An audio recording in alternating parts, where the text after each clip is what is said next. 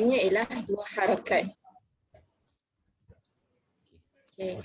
Terus. Okey, dua harakat. Okey, contoh ma'a.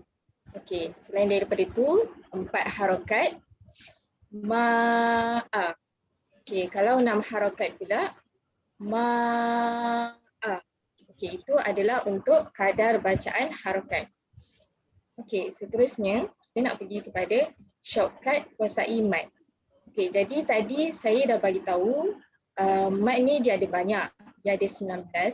Okey, tapi dengan adanya buku Celik Tajwid yang Puan ada tu, sebenarnya kita dah mudahkan Puan boleh baca Al-Quran dengan bertajwid tanpa Puan perlu tahu nama-nama mat ataupun hafal nama-nama mat. Okey, macam mana cara dia? Okey, ada dua. Satu, dua harakat. Okey, yang kedua adalah lebih dua harakat. Okay, tak apa. Kita pergi dekat dua harakat dulu. Dua harakat dibaca apabila bertemu dengan alif wawiyah yang kosong. Okey, kenapa saya kata alif wawiyah kosong? Sebab okay, kita tengok contoh kana. Okey, sekejap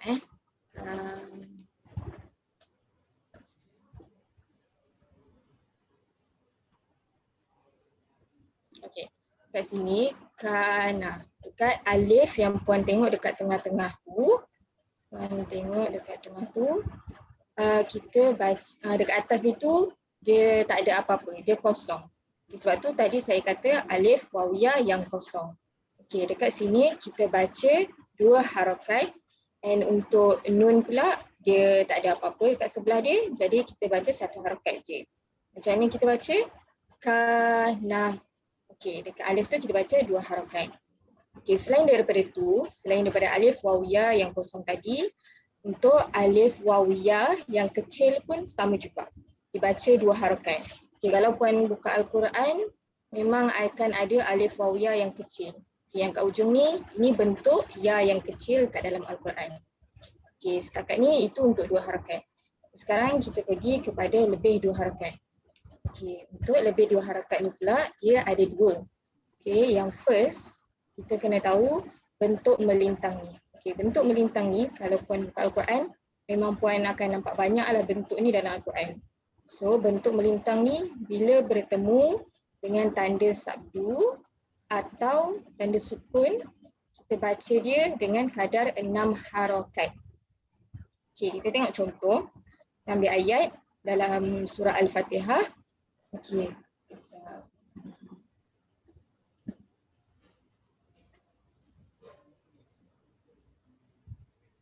Okay. Kalau Puan tengok kat sini, tanda melintang ni dia bertemu dengan sabdu. Dia bertemu dengan sabdu, so kita baca dia. Kita baca 6 harakat. Okey, kita baca waladdallin. Okay, kita baca dekat situ 6 harakat. Okey, itu untuk melintang bertemu dengan sabdu ataupun sukun. Kita baca 6 harakat. Okey, yang kedua, bentuk melintang juga dia bertemu dengan selain daripada sabdu dan sukun. Okey, yang ni memang banyak dalam Al-Quran dan kita baca 4 harakat. Okey, kita tengok contoh dia pula. Contoh dia. Dekat situ. Okay, kalau Puan nampak yang bentuk melintang tu, dia bertemu dengan selain daripada sabdu dan sukun. Okay, maksudnya dia memang tak bertemulah dengan sabdu dan sukun, dia bertemu dengan baris lain. Kita baca 4 harakat. Ma'a. Okay, itu untuk shortcut kuasai mat. Okay, sekarang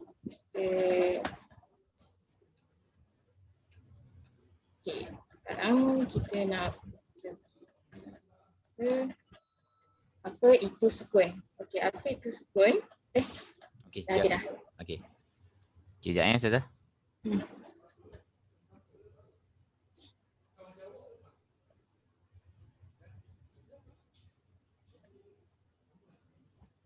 Okey, baik. Alhamdulillah. Okey, terima kasih Ustazah atas penerangan untuk yang konsep panjang pendek. Jadi sekejap je kan, dia tak lama pun. Betul tak? Betul. Jadi saya tengok Ustazah dapat kuasai lah apa yang kita nak sampaikan kat sini. Kalau Ustazah guna slide ni, insyaAllah dia akan mudah Ustazah untuk sampaikan konsep ni. Okey, tak ada apa sangat saya nak komen. Cuma baguslah, maksudnya dia tak melirik sangat. Ustazah terangkan tadi memang straight to the point je. Kan macam contoh yang 2 harakat ni Ustazah bagi tahu je, okey ada alif waw ya kosong. Contoh pun pakai yang dalam slide je, tak perlu nak bagi yang contoh yang lain dalam Quran. Sebab dia akan jumpa dalam latihan nanti. Jadi dia akan tengok, dia akan belajar bila buat latihan tu lah nanti. Kat mana yang kena baca panjang, kat mana kena baca pendek, macam tu. Okey. Cumanya masa Ustazah dah terangkan yang lebih 2 harakat tu kan, dia ada 2 kan, 6 harakat dengan 4 harakat. Ustazah boleh tambah sikit bagi tahu dekat pelajar yang mana yang sering dijumpai dalam Quran. 4 harakat. 4 harakat. Oh, okay. Bagi tahu macam tu, bagi tahu kat pelajar. Okey puan, kalau dalam Quran, puan tengok dalam Quran banyak yang boleh kita jumpai adalah yang 4 harakat ni. Sebabnya dalam latihan memang kita tak letak yang 6 harakat tu. Sebab jarang sangat jumpa. Dan kalau yang untuk 6 harakat tu macam tadi Ustazah ada sebutkanlah yang bunyi waladha tu macam mana. Jadi macam itulah kita kena bunyikan dia, nak tahu panjang dia berapa harakat sebenarnya. Okey, boleh. Okey, satu lagi. Yang masa Ustazah bagi tahu yang panjang ni kadar bacaan panjang dia ada 2, 4, 6 kan. Jadi Ustazah boleh bagi contoh macam kalau ba, contoh Ustazah ambil ba je kan. Ba, okey, kalau panjang 2 harakat bunyi macam mana? Ba. Ambil ba je macam tu. Okey, kalau 4 harakat ba. Tadi Ustazah pakai ma'a kan. So ambil ba je. Biar dia, sebab yang ni memang dia tak akan faham, maksudnya biar dia nampak bunyi panjang tu macam mana je dulu. Macam kalau 4 bunyi kita kira tunjuk dengan jari macam mana. Okay, lepas tu cara pengiraan kita boleh bagi tahulah dekat pelajar boleh gunakan jari apabila nak mengira kadar bacaan panjang. Boleh. Tapi kalau Ustazah contoh ada teknik lain yang Ustazah belajar dulu, boleh je nak pakai asalkan benda tu dia tak membebankan pelajar lah. Kan. Tapi kalau di yang saya tahu dia ketuk. Saya tak pastilah yang tu, tapi yang ketuk tak payah pakai, tak apa. Okey, itu untuk yang cara pengiraan. Okey, baik. Bila Ustazah dah selesai terangkan yang konsep panjang pendek tu, okey, saya nak bagi tahu yang yang apa yang step selepas pada tu yang Ustazah kena buat. Okey, bila dah selesai terangkan, okey, apa yang Ustazah kena buat? Okey, kalau Ustazah tengok modul, okey, bila dah selesai kita akan masuk latihan. Latihan 1. Okey, baik. Kalau tengok pada latihan 1 ni akan ada kotak kosong ni kan. Okey, jadi kotak kosong ni minta pelajar tu buat. Nak buat macam mana? Minta pelajar tu isi. Contohnya, kalau yang dekat sini. Sekejap. Okey. Dekat sini minta pelajar tu isi. Okey, ja ni berapa harakat? 2 contoh. Tulis 2. Da berapa? La berapa? Jadi yang untuk latihan 1 ni sahaja dulu, bagi dia masa lebih kurang 2 minit ke, rasa 2 minit cukup lah kot. Bagi dia buat sampai sini. Okey, bila dah siap, okey, pelajar tu bagi tahu kat Ustazah. Okey, Ustazah dah siap dah. Lepas tu Ustazah pun check dulu. Check berapa harakat dulu, jangan terus baca lagi. Check dulu, okey, kotak yang pertama sampai kotak hujung ni sama, 2, 1, 1. Kalau Ustazah tengok betul, betul lah tu. Okey, check yang baris yang kedua pula. Okey, yang ni 1, 2, 1. Check juga sampai hujung. Betul, 1, 2, 1. Okey, sekarang dah betul. Okey, minta pelajar tu baca. Barulah pelajar tu baca. Yang ni pun sama, Ustazah tak perlu bacakan dahulu. Terus minta pelajar tu baca. Jadalah sampailah sini. Okey. Bila dah settle sini, yang kotak bahagian bawah ni jangan pergi lagi. Skip dulu. Skip dulu. Ustazah pergi yang dekat bahagian kotak yang ni pula. Muka surat 7. Yang ni. Okey, yang ni pun sama. Minta pelajar tu isi juga. Ni contoh kalau pelajar tu kelas dia 30 minit. 30 minit selalunya mungkin sempat sampai sini je kot. Kalau tak sempat, bila nak habis tu Ustazah pun bagi tahu. Okey, dekat pelajar tu, okey puan, saya nak puan buat yang bahagian kotak kosong ni isi di rumah. Ada masa puan isi. Nanti kelas yang seterusnya kita akan cek. Bagi tahu macam tu. Jadi kalau ada masa, contoh kelas dia sejam, insya-Allah rasanya sempat kot masa yang ni. Jadi kalau ada masa, okey Ustazah pun bagilah dia masa. Nak ambil masa berapa minit, kalau contohnya Ustazah tengok pelajar tu macam slow sikit, ambil sikit-sikit dulu, ambil 2 baris ke dulu. Kan, kalau kat sini ada 1, 2, 3, 4, 5 baris. Nak ambil 2 baris pertama dulu ke. Selesai diisi sampai sini, Ustazah pun cek. Ataupun nak suruh diisi semua sampai habis pun boleh. Lepas tu, bila dah cek apa semua, tengok. Penting kita cek yang harokat tu sebab kita nak tengok dia faham ke tidak konsep tu. Contohnya tiba-tiba diisi kat sini, dia ma'ahu ni dia letak satu-satu. Hu ni dia tak perasan ada. Jadi kita boleh tahulah, kat sini dia tak faham yang ada waw kosong ni kena baca panjang. Waw kecil. Macam tu. So kita boleh detect kat situ lah. Okey, lepas dah siap semua, Ustazah pun minta dia baca. Dia pun baca, faham-faham habis. Ulangan tengok pada tu lah. Paling kurang 3 kali. Okey, lepas tu masuk ke muka surat 8. Muka surat 8 pun sama macam tadi juga. Okey, selesai yang macam mana?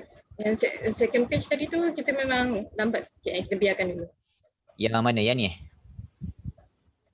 Yang atas lagi. Yang ni. Yang Ustaz. Okey, baik. Yang ni nanti dulu. Ustazah kira buat yang ni dulu, meminta pelajar buat yang ni. Dah siap yang ni, dah baca apa semua.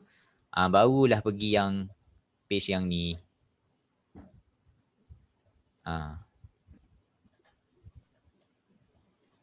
Boleh Ustazah? Kesangkut? Boleh. Alright. Okey, bila dah, sebab apa saya pergi yang kat sini dulu? Sekejap connection saya tak stabil. Okey. Mana tadi? Okey. Contoh yang bawah ni kan? Okey, boleh dengar tak suara saya? Boleh. Boleh. Okey. Kalau Ustazah tengok yang dekat bahagian baris bawah ni, ada huruf yang melibatkan huruf mati, betul tak?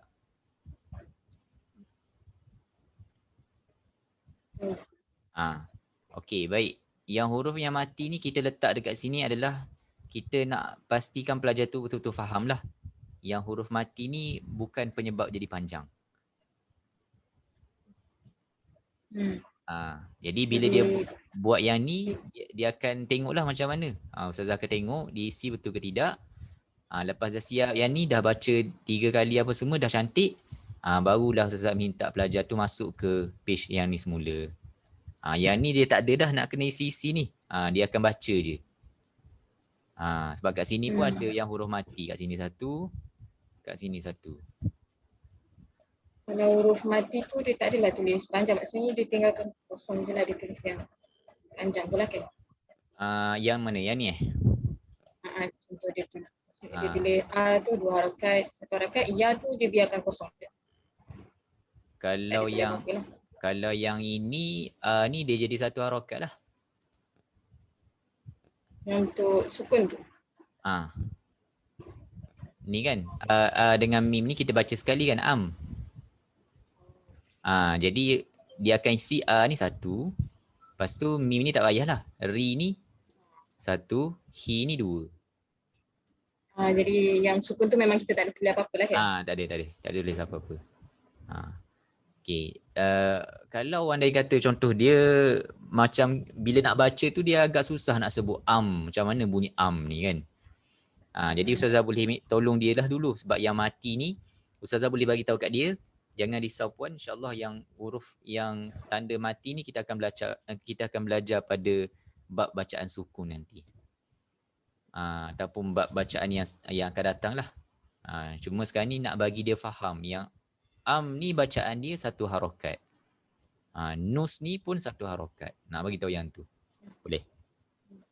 Okey, baik. Bila dah selesai, masuk yang muka surat 6 tadi, bila dah okey juga yang dekat muka surat ni, lepas tu Ustazah pun pergilah ke muka surat latihan 2. Latihan 2. Jadi kalau tanya saya latihan 1 ni dia berapa lama, yang tu tengok pada pelajar lah. Mungkin boleh jadi lama juga latihan 1 ni. 2-3 kali. Contoh pelajar tu banyak salah, kita kena ulang kaji balik lah. Maksudnya kena bagi tahu dia lah kan, maksudnya lambat sikit lah kan dekat latihan tu. Tak apa. Kita akan stay kat latihan tu. Maksudnya macam tu lah. Ustazah akan minta dia ulang sampai dia mahir. Lepas tu barulah kita akan masuk latihan 2 ni. Okey, latihan 2 ni sebenarnya sama je sebenarnya dengan yang sebelum ni. Boleh ikut kan? Cuma susunan dia je lah. Kita susun berbeza. Jadi bila contohnya latihan 1 ni dia dah betul-betul orang kata okey, latihan 2 ni mungkin dia akan ambil masa tak lama. Sebab dia dah mahir apa semua, nak bunyikan panjang macam mana. Lepas tu bila dah okey, masuklah latihan 3. Latihan 3 ni dia melibatkan panjang, ada yang panjang 4 harokat. Jadi minta pelajar tu isilah. Sama macam yang tadi step dia. Boleh. Okey, bila dah isi apa semua, belajar baca sama juga. Bila dah okey, masuklah latihan 4. Okey. Lepas tu, ini kalau tengok contoh ni ada kat sini ada tanda macam ni kan. Jadi bacaan yang ni kita baca dengan bacaan pendek. Jadi Ustazah bagi tahulah kenapa dia jadi baca pendek. Bagi tahu kat pelajar sebab ada tanda bulat ni. Macam tu je lah. Okey. Dan ada satu lagi cara. Cara ni dia tengok pada kesesuaian pelajar tu lah. Okey, contohnya dekat shortcut untuk kuasa imat ni tadi Ustazah terangkan 2 terus kan. Yang panjang 2 harokat dengan yang panjang lebih 2 harokat. Okey. Macam style saya, kadang-kadang lah ni, kadang-kadang saya tukar, saya buat macam ni. Shortcut untuk kuasa iman ni kita bagi tahu dulu ada 2 bahagian, ada panjang 2 harokat, ada panjang lebih 2 harokat. Lepas tu Ustazah bagi tahu kat dia, okey hari ni saya nak terangkan yang panjang 2 harokat sahaja dulu. Ni cara yang kedua. Okey, jadi Ustazah terangkan yang panjang 2 harokat, okey, masuk ke latihan. Saya buat macam ni sebab saya tengok pada tahap pelajar tu. Contohnya kalau pelajar tu dia macam slow sikit, saya buat terang yang 2 harokat dulu. Sebab kita tak nak macam dia mungkin dia tak ingat juga kalau yang lebih 2 harokat ni kalau kita terang sekaligus. Lepas tu Ustazah pun dah selesai yang 2 harokat, minta yang latihan 2 harokat je dia buat. Dah selesai 2 harokat, bila nak masuk dekat latihan yang ni 3 ni barulah Ustazah terangkan untuk yang lebih 2 harokat. Bagi tahu dekat pelajar tu, okey puan ingat tak dulu saya pernah bagi tahu yang shortcut untuk kuasa iman ni ada 2 bahagian. Yang itu saya dah terangkan yang 2 harokat, yang ni pula yang lebih dari 2 harokat. Jadi yang lebih 2 harokat ni apa? Pun Ustazah cerita pak barulah masuk latihan yang ni. So macam itulah. Yang ni tak ada paksaan. Terpulang kepada Ustazah nak pilih yang mana. Yang ni style saya lah. Kalau ikut yang modul yang Ustazah tengok dalam video, Ustaz Syukur terangkan semua kan. So yang ni style saya, Ustazah boleh ikutlah yang mana-mana. Terpulang. Boleh? Nak tanya. Kalau bacaan mat tu dia bertemu dengan macam ya kosong tu dia 6 harokat kan sebab dia selain ke dia betul lah dia 6 harokat sebab dia sabtukan ke situ. Sekejap, mana?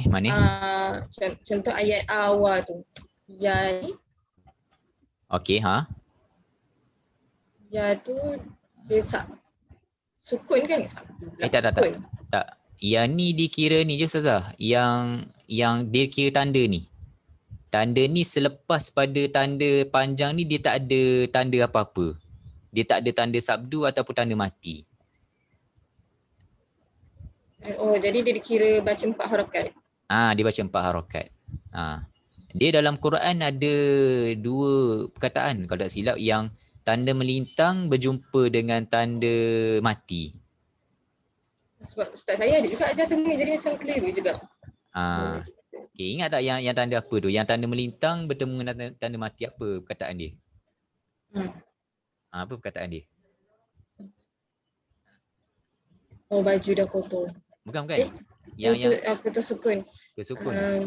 Yang contoh yang Ustazah bagi tahu kan tadi, kalau tanda melintang bertemu dengan tanda sabdu ataupun tanda mati baca 6 harakat kan? Kalau selain 4 harakat. Ya, alif waw ya. Okey, saya faham. Kalau alif waw ya dibaca 2 harakat. Betul. Okey, yang tu ada 2 harakat. Cuma yang 6 harakat ni, sebab tu saya mention tadi, kalau yang 6 harakat ni jarang sikit jumpa dalam Quran. Kan? Contoh yang pertama yang waladhdallin tadi Ustazah tunjuk. Bila waladhdallin ni dia tanda melintang tu bertemu dengan tanda sabdu selepas dia kan? Ataupun sukun. Ataupun sukun ni contoh yang ada dalam Quran ada 2 je. Contoh dia kalau Ustazah tengok dalam surah Yunus ke? Al-ana. Ingat tak? Contohnya saya tulis sini.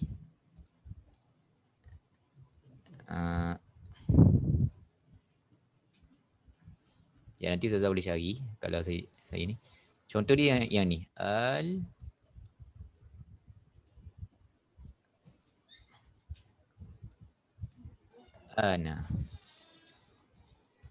Ni tanda melintang dia bertemu dengan tanda mati. Ni baru yang 6. Tapi yang ni tak perlu mention pun tak apa dekat pelajar, sebab dia memang 2 perkataan je kalau tak silap saya dalam Quran. 2 ke 1 saya tak pasti. Tapi perkataan dia yang ni je. Al-ana. Tak silap lah. Kan? Al-ana wa qad asaita sini. So yang ni lah yang perkataan yang ada kalau tanda melintang bertemu dengan tanda mati baca 6 harakat. Lepas tu yang satu lagi tanda melintang bertemu dengan tanda sabdu. Yang ni 6 juga. Yang ni lebih sikit lah banyak banding dengan yang ni. Tapi saya tak pastilah berapa bilangan perkataan yang ada tu.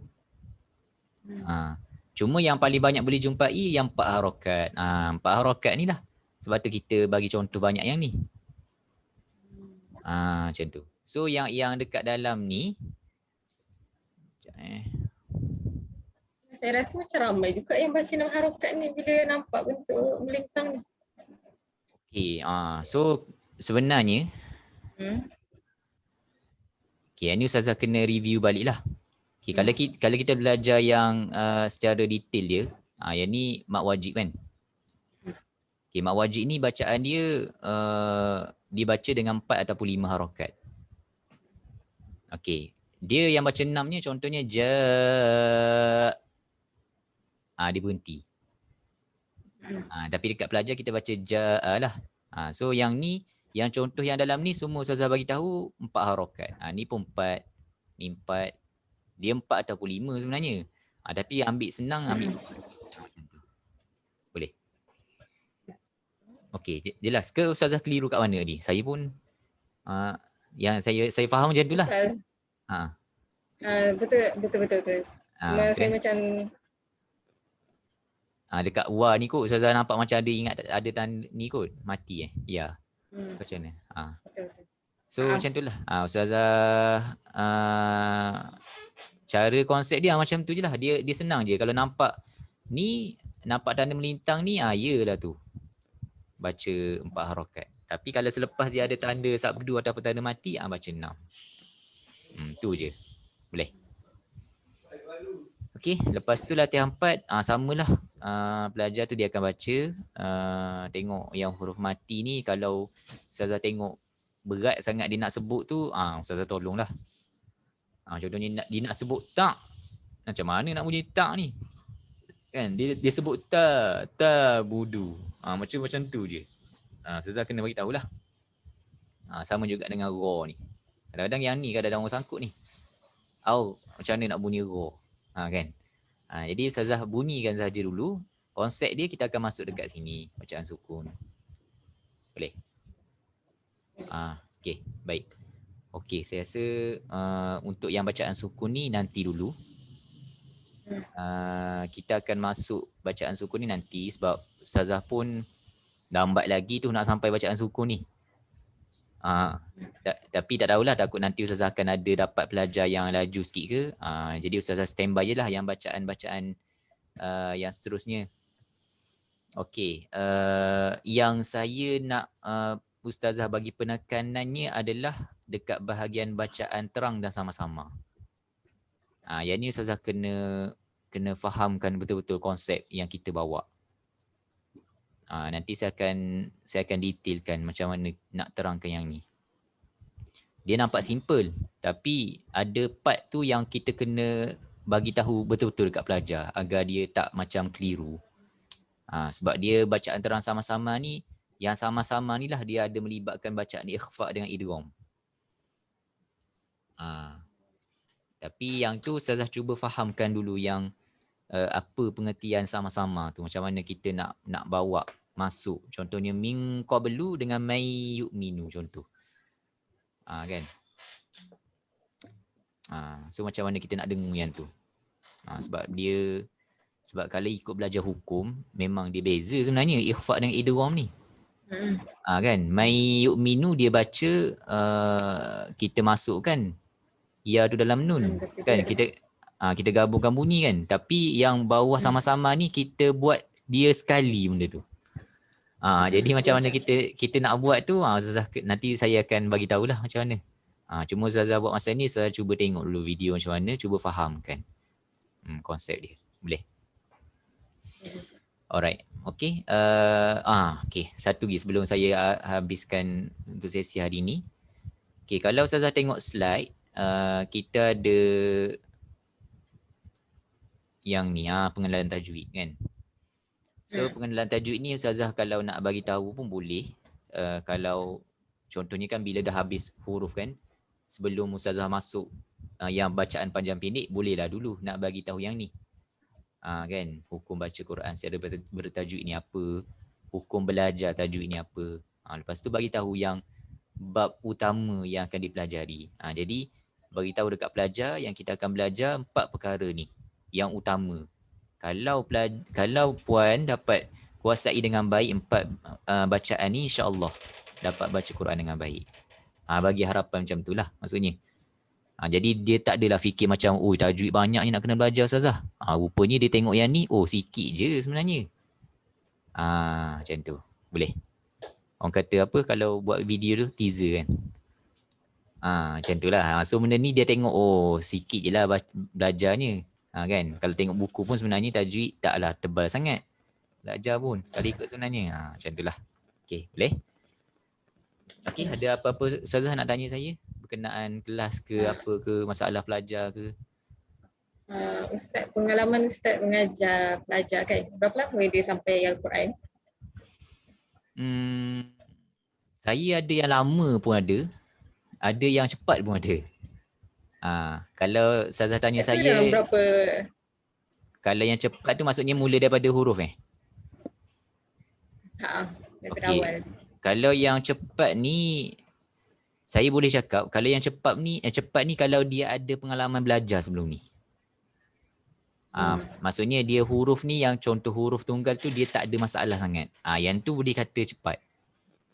Jadi yang tu saya boleh bagi tahu dalam, kalau campur dengan tajwid, habis tajwid boleh jadi 5 ke 6 bulan kot. Macam tu. Saya ada anak murid seorang, mungkin dia macam tak sabar pun nak masuk Al-Quran. Jadi dia macam nak laju lah macam tu. Dia sebut tu macam mana? Okey ke tak? So far anak murid saya semua okey. Cuma bila diorang dah start banyak je, boleh kata anak murid saya semua jenis yang macam dalam sebulan boleh habis huruf tunggal. Cuma memang saya setiap kali kelas saya akan sebelum masuk huruf baru saya akan ulang kajian lama sebab dia orang macam bila saya tanya tu huruf tunggal tu dia orang ingat tapi bila baca dia orang macam terfikir-fikir lama macam tu lah. Fikir. Jadi saya macam tak suka, saya macam tak akan bagi dia orang masuk huruf sambung lah sebab nanti dia orang mesti lagi lah lambat lagi kan. So baguslah kalau macam tu Ustazah buat. Sebab saya takut juga macam tu. Bila dia nak laju kan, jadi Ustazah kena pandai kawal dia tu. Jangan dia kawal kita. Kalau dia kawal kita memang habis lah. Dia baca pun tak ke mana. Kalau macam yang ada anak murid jenis yang 1 jam tu macam banyak kan huruf baru yang diorang boleh belajar tapi saya macam limit kan. Macam 5 huruf atau 6 huruf. Itu akan ulang balik yang dah lama. Itu pun diorang still macam nak terangkan tu diorang macam teragak-agak juga balik. Okay, tak apa. So yang tu tak apalah. Boleh take time. Yang untuk yang huruf, sebab pengalaman saya ni yang saya tengok bila huruf dia tak ada masalah, insya-Allah dekat tajwid dia akan baca tak tergagap-gagap lah. Sebab dia dah kenal. Sebab dia macam ni, bila kadang-kadang pelajar ni dibaca, dia jadi lambat nak sambung tu sebab dia fikir huruf apa selepas tu.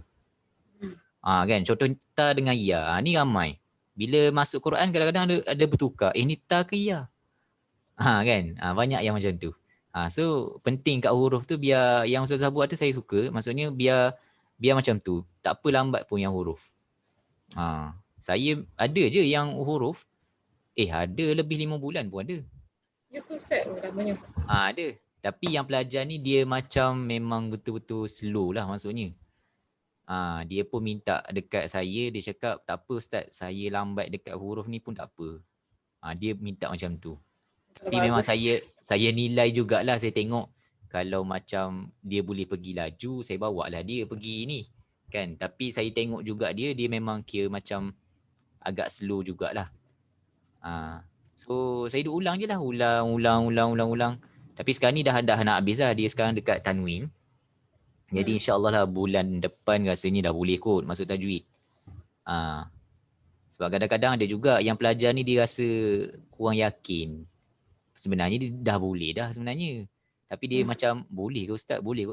Dia duk main boleh ke? Jadi Ustazah pun macam tu jugalah. Kalau contoh ada pelajar macam tu, Ustazah tengok dia dah boleh dah sebenarnya. Tapi dia rasa tak yakin. Cuba Ustazah yakinkanlah dia. Macam tu.